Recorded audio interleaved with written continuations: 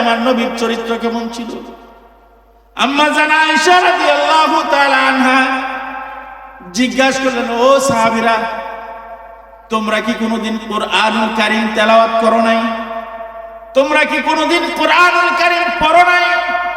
বিসমিল্লাহর বা থেকে সূরা নাসের সিন পর্যন্ত পয়গম্বরে আরবি মুহাম্মাদুর রাসূলুল্লাহ সাল্লাল্লাহু আলাইহি ওয়াসাল্লামের গোটা 30 পারা কোরআনুল কারীম নবী মুহাম্মাদুর রাসূলুল্লাহ সাল্লাল্লাহু আলাইহি ওয়াসাল্লামের চরিত্র। সুবহানাল্লাহ বলি। পুরা কোরআনুল কারীম পয়গম্বর আরবি মুহাম্মাদুর রাসূলুল্লাহ সাল্লাল্লাহু আলাইহি ওয়াসাল্লামের চরিত্র ছিল।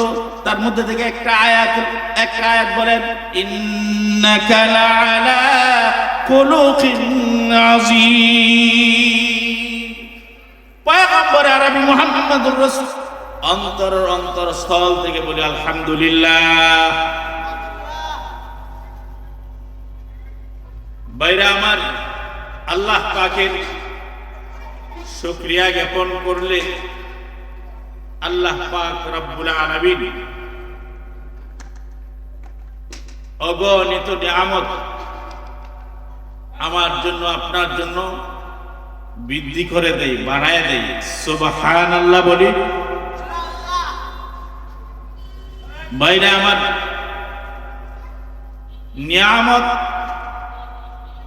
বলতে আমরা বুঝে আসি এক জাগ আমাদের মেধা, আমাদের ব্রেন, আমাদের শক্তি চলে যায় খাবারের দিকে।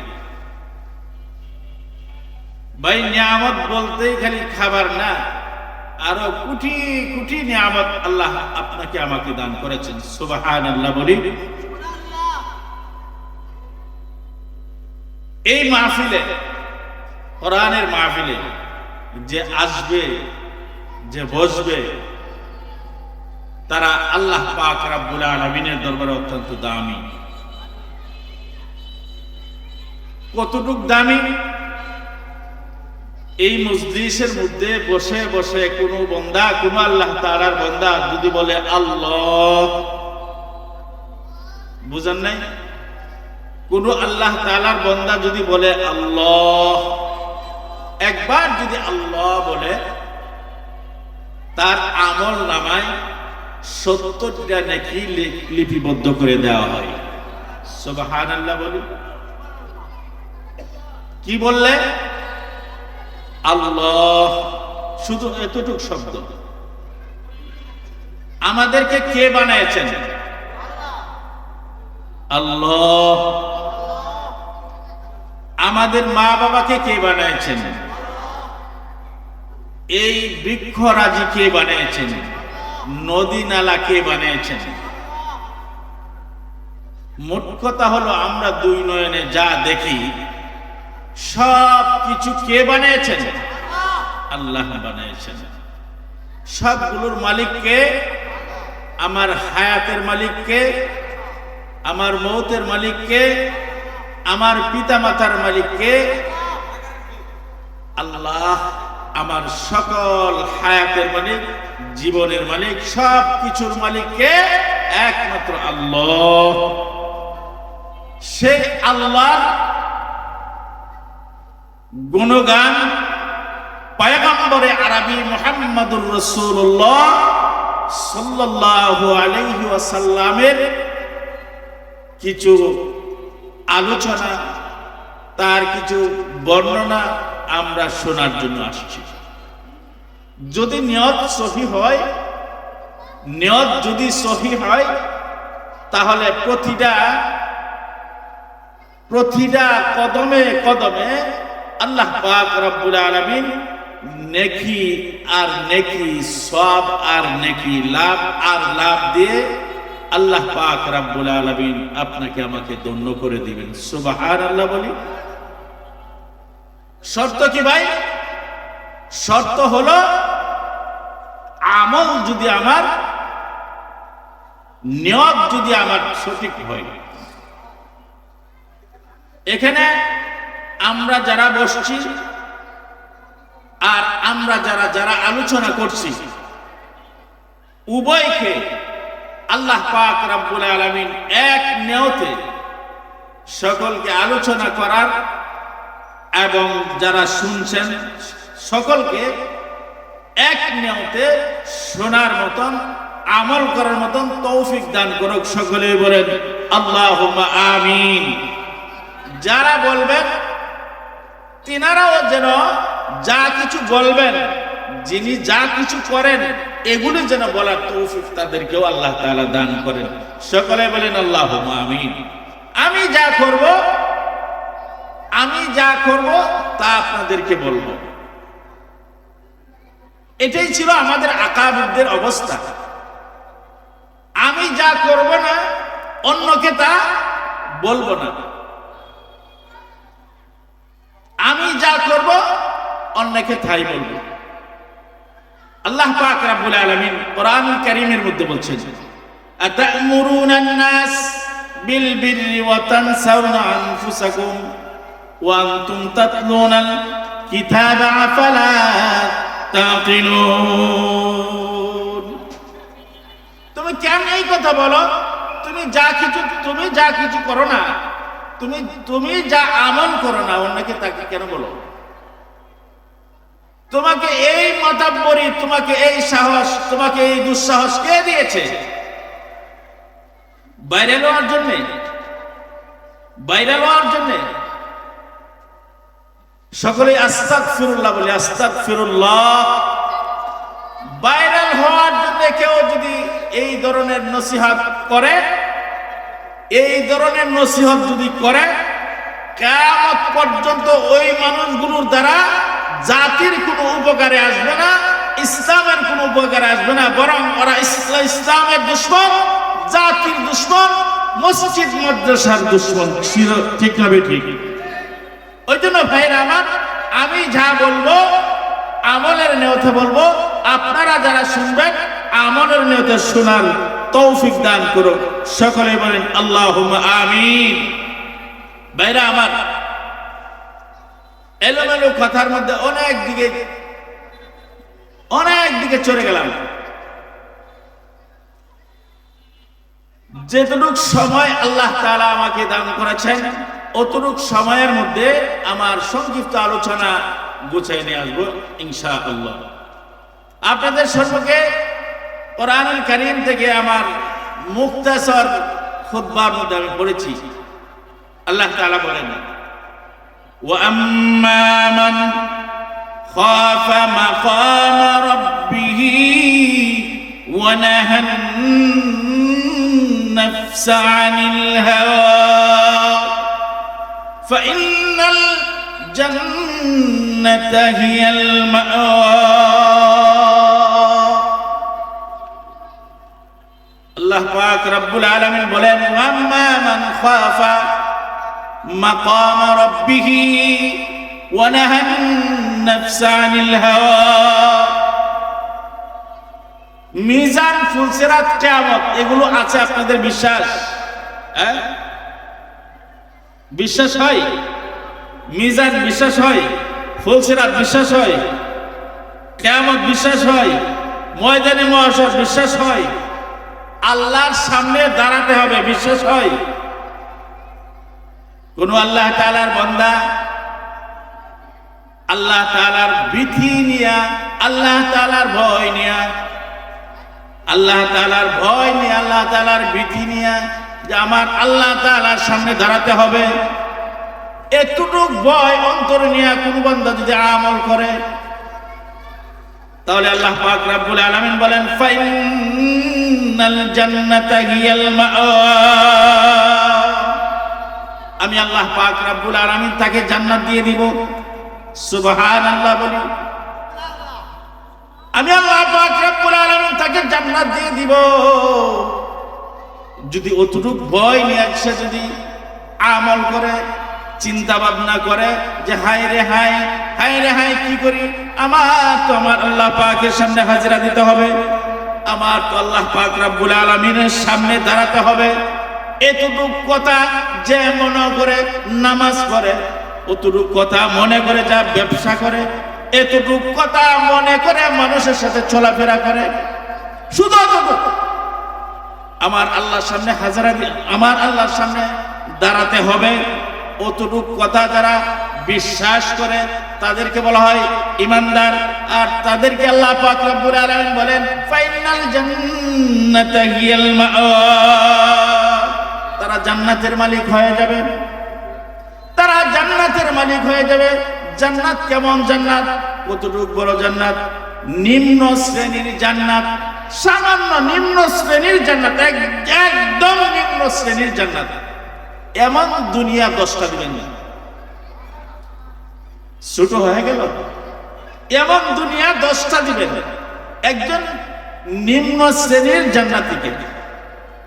আচ্ছা, আমরা যারা বসছি এখানে, এমন কে আছেন যে পুরা দুনিয়াটা আপনার ভ্রমণ হয়ে গেছে, সফর হয়ে গেছে, দেখে ফেলছেন?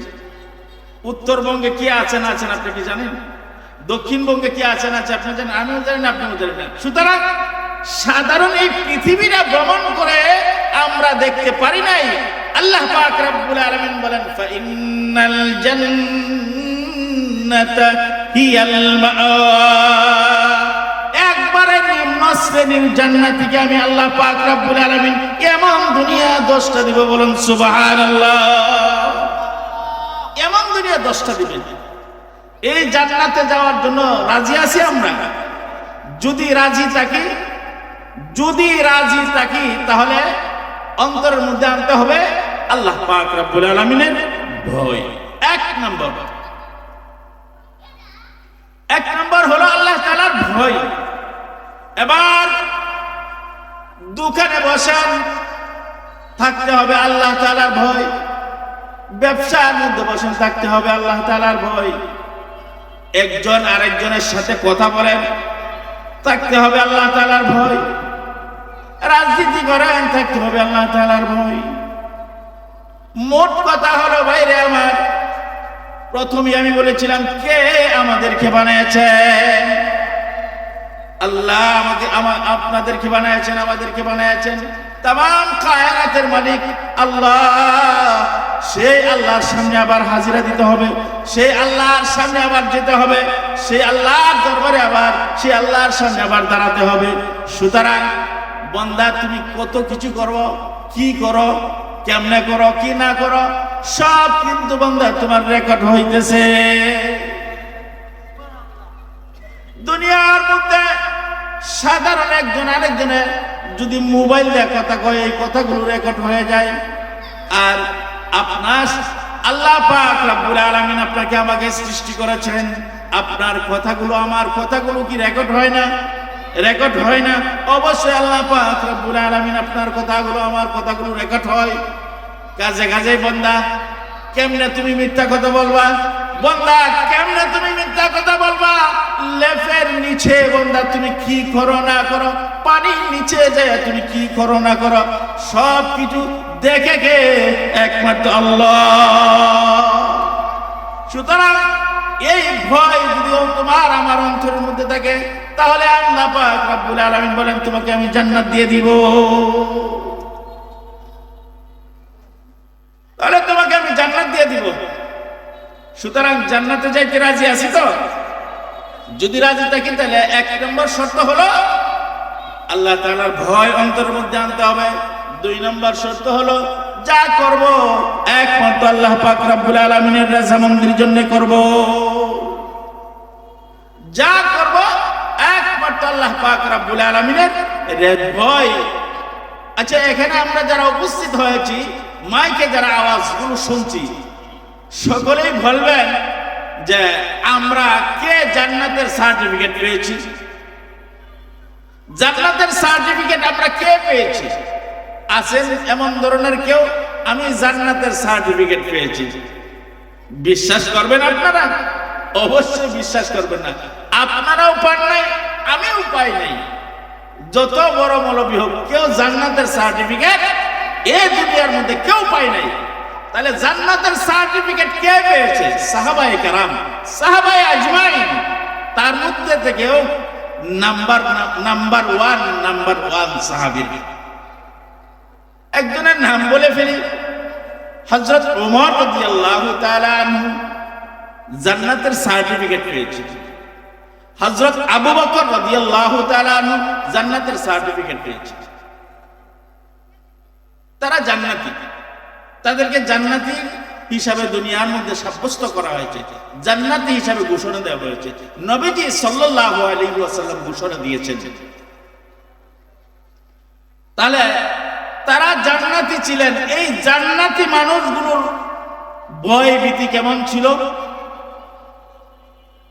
সাহাবী হযরত হুযায়ফা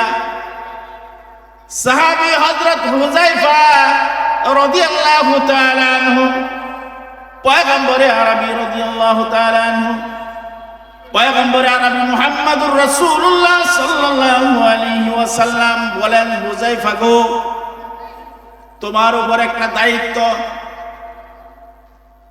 ও হুযায়ফা, তোমার উপর একটা দায়িত্ব, তোমাকে একটা দায়িত্ব দিচ্ছি। হুযায়ফা বললেন, ইয়া রাসূলুল্লাহ সাল্লাল্লাহু আলাইহি ওয়াসাল্লাম, কি দায়িত্ব দেন? মেহেরবানি করে দেন, যতটুকু সম্ভব জীবন দেয়া হলো আদায় করে নিব ইনশাআল্লাহ। হুযায়ফা, যদি দায়িত্বটা আদায় করো তাহলে তোমাকে দেব।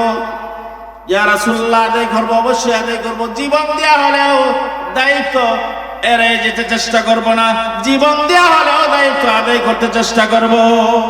হুযায়ফা, মদিনার মক্কা নগরীর, পুরা মক্কা নগরীর দায়িত্ব তোমার হাতে দিলাম। মুনাফিকদের লিস্ট করো, কারা কারা মুনাফিক, কারা কারা বেঈমান, কারা কারা মুশরিক, এদের লিস্ট করো, এদের নাম লেখো, এদের নাম লেখো। হুযায়ফা, যারা যারা মুনাফিক তাদের নামগুলি তুমি লিস্ট করো। পয়গম্বর আরবী মুহাম্মদুর রাসূলুল্লাহ সাল্লাল্লাহু আলাইহি ওয়াসাল্লাম হুযায়ফাকে দায়িত্ব দিলেন। দায়িত্ব দেওয়ার পর হযরত আবু বকর রাদিয়াল্লাহু তাআলা, হযরত উমর রাদিয়াল্লাহু তাআলা জিজ্ঞাসা করলেন, হুযায়ফা, তুমি পুরা মক্কা নগরীর দায়িত্ব পয়গম্বর আরবী মুহাম্মদুর রাসূলুল্লাহ সাল্লাল্লাহু আলাইহি ওয়াসাল্লাম দায়িত্ব দিয়েছেন মুনাফিকদের লিস্ট করার জন্য। হুযায়ফা গো, এই মুনাফিকদের লিস্টের মধ্যে আমার নামটা কি লেখা আছে নাকি? ওমর রাদিয়াল্লাহু তাআলা আনহুর অন্তরের মধ্যে ভয়, হায় হায়, যদি আমার নাম যদি মুনাফিকের লিস্টের মধ্যে যদি উঠে যায়, আমার নামটা যদি মুনাফিকের লিস্টের মধ্যে যদি নামটা উঠে যায়, কিয়ামতের ময়দানে আল্লাহ পাক রব্বুল আলামিনের দরবারে কি জবাব দিব? আল্লাহ পাক রব্বুল আলামিন যদি আমাকে জিজ্ঞাসা করেন তাহলে কেমনে জবাব দিব? আল্লাহর দরবার কেমনে আমি পার হব? ওমর রাদিয়াল্লাহু তাআলা আনহু তার অন্তরের মধ্যে এই ভয় নিয়ে সর্বদাই কাজ করতেছে। হুযায়ফা রাদিয়াল্লাহু তাআলা আনহুকে জিজ্ঞাসা করে, হুযায়ফা রে, আমার নাম কি তোমার লিস্টের মধ্যে লেখা আছে নাকি? তোমাকে একবার না দুইবার না একাধিকবার জিজ্ঞাসা করি, হুযায়ফা নামটা বলো না। কারণ পয়গম্বর আরবী মুহাম্মদুর রাসূলুল্লাহ সাল্লাল্লাহু আলাইহি ওয়াসাল্লাম নিষেধ করেছেন, তুমি নিষেধ অবশ্যই পালন করবে রে হুযায়ফা। বলো না, একটু আমার কানে কানে নামটা বলে দাও, তাহলে আমার অন্তরের মধ্যে এমন ধরনের একটা সঞ্চয় আসবে, আমার ভয়টা কেটে যাবে, আমার ভীতিটা কেটে যাবে। ও হুযায়ফা, একটু ভয়টা আবার কেটে দাও না। হযরত হুযায়ফা রাদিয়াল্লাহু তাআলা আনহু বলেন, ওমর গো, যে পয়গম্বর আরবী রাদিয়াল্লাহু তাআলা, পয়গম্বর আরবী মুহাম্মদুর রাসূলুল্লাহ সাল্লাল্লাহু আলাইহি ওয়াসাল্লাম নিষেধ করেছেন, বারবার এই কথা আপনি কেন বলেন? কেন এই কথা বারবার বলেন আপনি? যে কথা পয়গম্বর আরবী নিষেধ করেছেন, বলা যাবে না কারোর সাথে, আপনি আমাকে কেন বিরক্ত করেন? আচ্ছা ঠিক আছে, যাও। হযরত উমর রাদিয়াল্লাহু তাআলা এভাবে সময় পার হলো, সময় যায়, হঠাৎ করে হঠাৎ করে গভীর রাত্রে অন্ধকারে, অন্ধকার আচ্ছন্নে বৃষ্টি পড়ে, অন্ধকার ঠাডা দেয়। এই অবস্থায় ভিজে ভিজে, বৃষ্টির মধ্যে ভিজে ভিজে হুযায়ফার দরবারে, হুযায়ফার বাড়ির মধ্যে যায় হাজির। দরজার মধ্যে লক করলেন, দরজার মধ্যে টুকা দিলেন।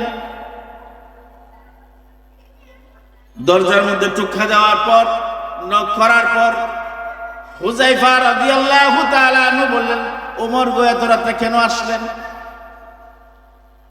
ওমর কেন আসলেন এত রাত্রে? কি প্রয়োজন এত রাত্রে আসলেন? কেন কষ্ট করলেন? না না হুযায়ফা, না,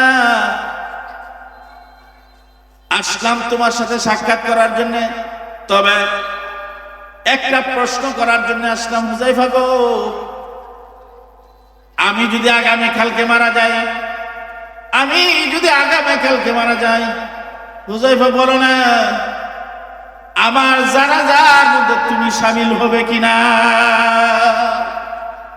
ও হুযায়ফা বলো, আমার জানাজার মধ্যে তুমি শামিল হবে কিনা? কারণ আমি জানি তুমি যারা মুনাফিক, মুনাফিকের জানাজার মধ্যে তুমি হুযায়ফা শামিল হও নাই, তুমি শামিল হবে না, এই কথাটা অন্তত আমি জানি। মক্কা নগরের মধ্যে কেউ না জানলে অন্তত আমি জানি। তুমি মুহাম্মাদুর রাসূলুল্লাহ সাল্লাল্লাহু আলাইহি ওয়াসাল্লামের সাথে সাথে তুমি থাকো। আমি জানি তুমি মুনাফিক যারা, তাদের মধ্যে, তাদের জানাজার নামাজের মধ্যে তুমি হাজির হও না, শামিল হও নাই, শামিল হবে না, এটা আমি জানি। এই জানার কারণে তোমাকে প্রশ্ন করলাম, হুযায়ফা গো, আগামীকালকে যদি আমি মারা যাই, বলো না একটু দয়া করে আমার জানাজার নামাজের মধ্যে তুমি যাবে কিনা? হুযায়ফা বললেন, ওমর রাদিয়াল্লাহু তাআলা আনহু বললেন, হুযায়ফা গো বলো। হুযায়ফা বললেন, ওমর গো, আপনি যদি ইন্তেকাল করেন, আপনি যদি মারা যান, মক্কা নগরীর মধ্যে আপনার জানাজার মধ্যে যাব না, কার জানাজার মধ্যে যাব? আপনি ওমর খলিফাতুল মুসলিমিন, আপনি মারা গেলে আপনার জানাজার মধ্যে যাব না, তাহলে কার জানাজার মধ্যে যাব? ওমর রাদিয়াল্লাহু তাআলা আনহু বললেন, হুযায়ফা, আমার মাসআলা হল হয়ে গেল, আমার মাসআলা হল হয়ে গেল, আমি মাসআলা জেনে ফেললাম। অবশ্যই অবশ্যই তুমি আমার জানাজার মধ্যে যাবে। তাহলে বুঝলাম মুনাফিকের লিস্টের মধ্যে আমি ওমরের নাম নাই। আমার মাসআলা হল হয়ে গেল, আমি যাব, আমার নাম মুনাফিকের লিস্টের মধ্যে নেই। এই ছিল সাহাবায়ে কেরামের ভয়। এই যদি সাহাবায়ে কেরামের ভয় হয়ে থাকে, তাহলে এই কথার প্রেক্ষাপটে আপনার আমার জান্নাতে যাওয়ার কোনো সুবিধা কি আছে? আছে? জান্নাতে যাওয়ার কোনো সুবিধা আছে? যারা সাহাবী ছিলেন তাদের ছিল আল্লাহ তাআলার ভয় এই ধরনের। আর আপনার আমার ভয় কেমন?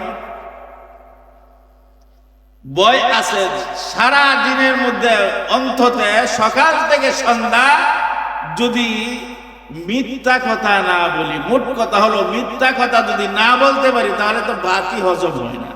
শেখায়াত যদি না বলতে পারি, গীবত যদি না বলতে পারি, তাহলে তো কামটাই হয় না। কথাটা মনে রাখবেন।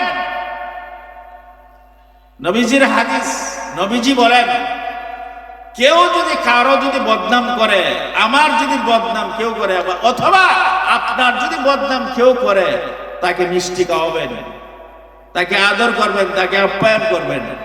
নবীজির হাদিস। ওই জন্য আমার বন্ধুরা যারা আমার সমালোচনা যারা করেন, আমার সমালোচনা যারা করেন, আমি তাদেরকে আপ্যায়ন করব, আমি তাদেরকে আপ্যায়ন করব, আপনারাও আপ্যায়ন করবেন। যাই হোক, আমাদেরকে আল্লাহ পাক রব্বুল আলামিনের ভয় ভীতি অন্তরের মধ্যে ধাবিত হওয়ার মতন, আল্লাহ তাআলার ভয় অন্তরের মধ্যে ঢুকবার মতন তৌফিক দান করুক। সকলে বলেন আল্লাহুম্মা আমিন। এই ছিল আয়াতের সাধারণ একটু ব্যাখ্যা। এবার আসেন পয়গম্বরে আরবি মুহাম্মদুর রাসূলুল্লাহ সাল্লাল্লাহু আলাইহি ওয়াসাল্লামের একটা হাদিস আপনাদের সম্মুখে পড়েছিলাম। لا يؤمن أحدكم حتى أكون أحب إليه من والده وولده والناس أجمعين।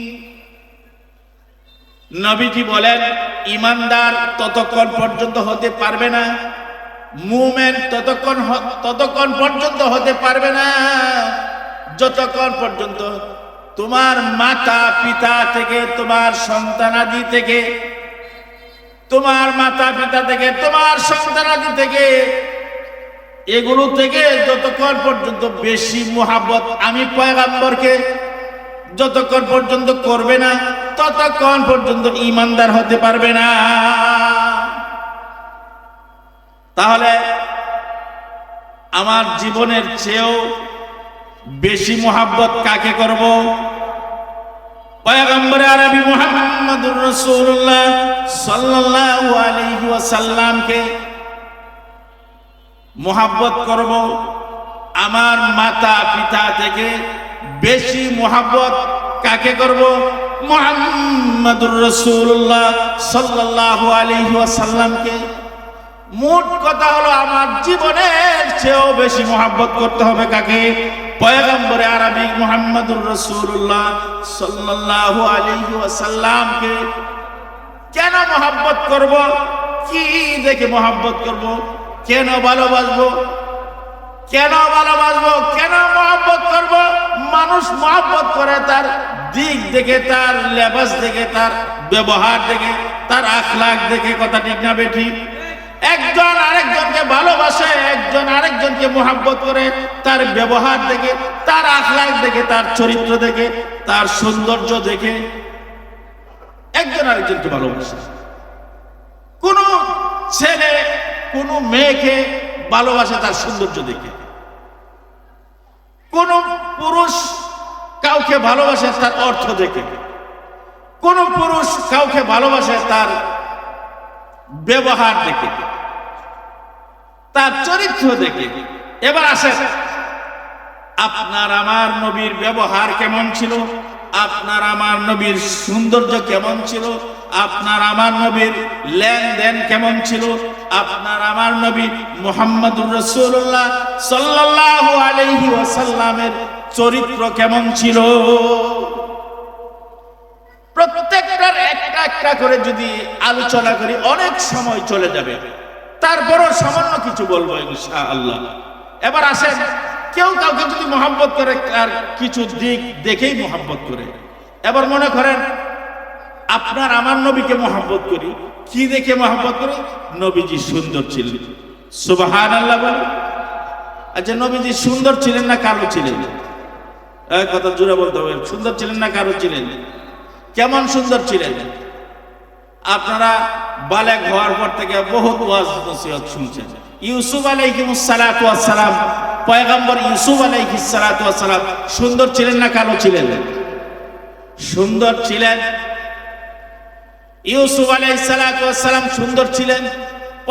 পয়গম্বর ইউসুফ আলাইহিস সালাতু ওয়াস সালামের সৌন্দর্য দেখে, পয়গম্বর ইউসুফ আলাইহিস সালাতু ওয়াস সালামের সৌন্দর্য দেখে যুবকেরা, কিছু নারী ছিল তৎকালীন সময়ের মধ্যে, কিছু প্রতিযোগিতা শুরু হলো সৌন্দর্য নিয়ে। ওই সময় ইউসুফ আলাইহিস সালাতু ওয়াস সালামের সৌন্দর্য চেক করার জন্য, টেস্ট করার জন্য, দেখার জন্য কিছু মহিলা উপস্থিত করলো। এই উপস্থিত হওয়ার পরে ইউসুফ আলাইহিস সালাতু ওয়াস সালামকে দেখে তাদের হাত কেটে ফেলছে, লেবু দিছে, চাকু দিছে। ইউসুফ আলাইহিস সালাতু ওয়াস সালামকে বসাইছে। ইউসুফ আলাইহিস সালাতু ওয়াস সালামকে যখন বসানো হলো, ইউসুফ আলাইহিস সালাতু ওয়াস সালামের একটা ঝলক, একটা নূর যখন তাদের সম্মুখে পড়ে গেল, আর এদিক সেদিক তাকাতে পারে নাই, বরং ইউসুফ আলাইহিস সালামের দিকে এমন ভাবে তাকালো, হায় রে কি দেখলাম, এই কি দেখলাম, এই যে তাকানো তাকাইছে, এক তাকানো তাদের হাত কেটে ফেলছে, লেবু আর কাটতে পারে না। তাহলে কেমন সুন্দর ছিল, সুবহানাল্লাহ বলি। ইউসুফ আলাইহিস সালাম এতই সুন্দর ছিল। আমরা বলি এই যুগে ওই সময়ে আপনার নবী আমার নবী যদি আপনার নবী আমার নবীকে যদি হাজির করা হতো, উপস্থিত করা হতো, তাহলে হাত না আমাদের কলিজা ছিদ্র হয়ে যেত, কলিজা কেটে যেত। এতই সুন্দর আমাদের আপনার নবী মুহাম্মদুর রাসূলুল্লাহ সাল্লাল্লাহু আলাইহি ওয়াসাল্লাম ছিলেন, এতই সুন্দর ছিলেন। তবে পয়গম্বর ইউসুফ আলাইহিস সালাম ছিলেন সাদা সুন্দর, সাদা সুন্দর ছিলেন ইউসুফ আলাইহিস সালাম। আমার নবী আপনার নবী ছিলেন লাল সুন্দর। এবার আসুন, মানুষ কোনটাকে বেশি মহব্বত করে, লাল সুন্দরকে না সাদা সুন্দরকে? লাল সুন্দরটাকে বেশি মহব্বত করে। তাহলে আপনার নবী আমার নবী মুহাম্মদুর রাসূলুল্লাহ সাল্লাল্লাহু আলাইহি ওয়াসাল্লাম ছিলেন লাল সুন্দর, এতই সুন্দর ছিলেন। তাহলে মুহাব্বত যদি করতে হয়, সৌন্দর্যের উপর বিবেচনা করে, সৌন্দর্যের উপর যদি দিক নিদর্শন না দেখে যদি বিবেচনা করতে হয়, তাহলে ভালোবাসতে হয় কাকে? মুহাম্মদুর রাসূলুল্লাহ সাল্লাল্লাহু আলাইহি ওয়াসাল্লামকে ভালোবাসতে হয়। এবার আসুন, পয়গম্বর আরবি মুহাম্মদুর রাসূলুল্লাহ সাল্লাল্লাহু আলাইহি ওয়াসাল্লামের চরিত্র কেমন ছিল? কেমন চরিত্র ছিল? আম্মা জান আয়েশা রাদিয়াল্লাহু তাআলা আনহাকে জিজ্ঞাসা করলেন সাহাবায়ে কেরাম। আম্মা জান আয়েশা রাদিয়াল্লাহু তাআলা আনহাকে জিজ্ঞাসা করলেন, আম্মা জান আমার নবীর চরিত্র কেমন ছিল? আমার নবীর আম্মা গো জানতে চাই আমার নবীর চরিত্র কেমন ছিল।